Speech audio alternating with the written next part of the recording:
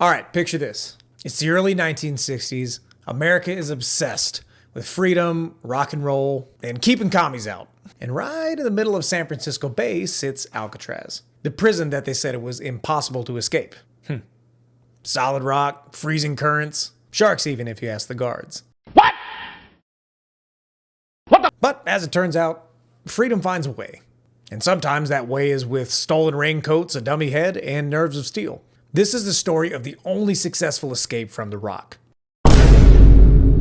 No, not that rock. Or at least this is the one that was never officially solved. Welcome to Times Crimes, where the past doesn't rest easy, especially when it floats away on the 4th of July.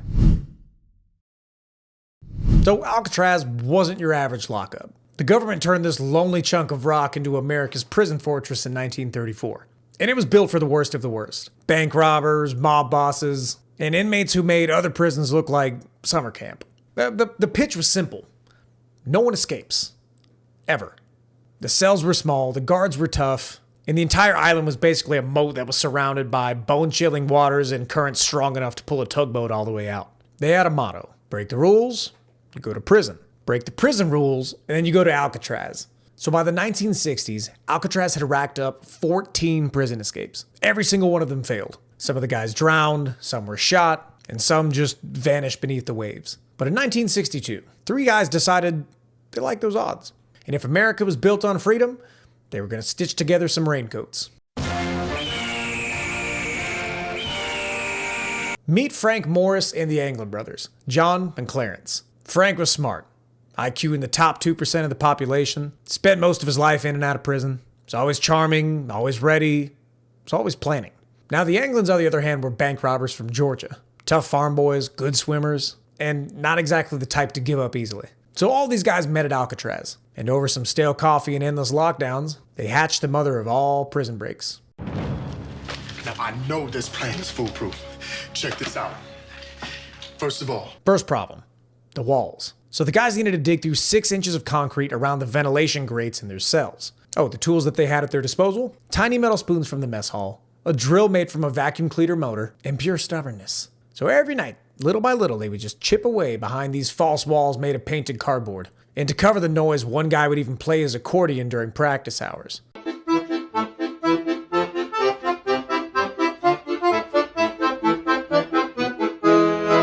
And if anybody asks, hey, I'm just working on my music, boss. Easy cop out.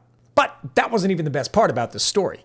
The heads were. Yeah, heads. Each of the guys made a dummy head out of soap, toilet paper, and real hair that they stole from the prison barbershop. They painted on eyes, shaped the nose, and placed each of the heads in their bunks as they worked behind the walls. From the guards' vantage point during checks, everything was good to go. 3 snoring inmates peacefully dreaming about freedom. But la piece de résistance, a homemade raft and life vests that they stitched together from over 50 stolen raincoats. Like, look, man, I get it. You know, sometimes we misplace a coat here and there, but 50? Like, where are you keeping them? What are you doing with all these raincoats? And no one else noticed? Everyone else was just wet all the time? I don't know.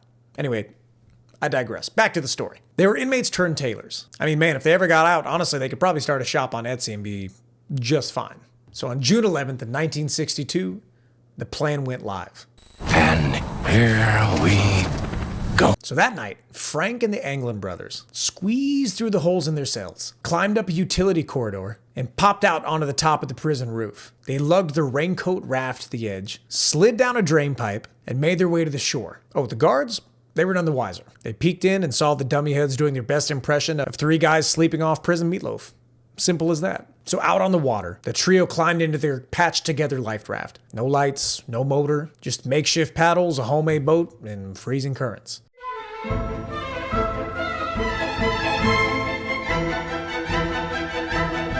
By morning, they were gone. And when the guards finally realized that the heads of the beds weren't actually real, roll call was weird. I'll just say. So the escape sparked the biggest manhunt in Alcatraz history. The FBI combed the bay, shorelines, nearby towns, and the only trace that they ever found was a paddle and a deflated raincoat that they found near Angel Island. Now, did they drown? The official line says yes. They say the currents were too strong, water was too cold, but not everybody buys that. For years, the Anglin family claimed that they would receive postcards from the brothers. The FBI even got tips that the men were living in Brazil. Older, quiet, just 3 guys who didn't like questions.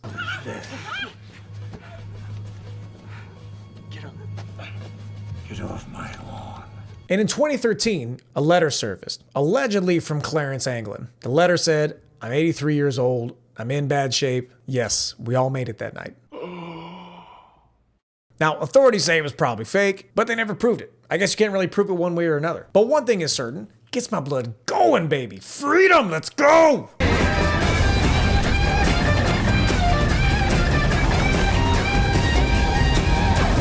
Anyway, to this day, no bodies, no arrests, just 3 inmates who might have pulled off the greatest Independence Day escape of all time. So the Alcatraz escape inspired movies, books, and 1,000 conspiracy theories. Clint Eastwood even started an Escape from Alcatraz, but his version ends with them paddling away into the fog, kind of ghost-like, but free. So Alcatraz itself didn't last too long after the escape. It ended up closing in 1963. It was too expensive to run, it was too old to fix, and it turns out freedom costs money. And when prisoners start to pull off Ocean's 11 with raincoats and tiny spoons, the myth gets bigger than the bars. So today, Alcatraz is a tourist hotspot. People take the ferry out to see the cells, see the dummy heads, even the hole in the wall. And sometimes they'll stand at the edge of the water and squint off into the distance and imagine 3 little silhouettes just sailing off into history. So in a nutshell, if you're grilling burgers this weekend for the 4th of July, raise one up for Frank Morris and the Anglin brothers. I'm not saying they were the best people, but man, they fought for their independence. And there's not many better stories to share on an Independence Day weekend like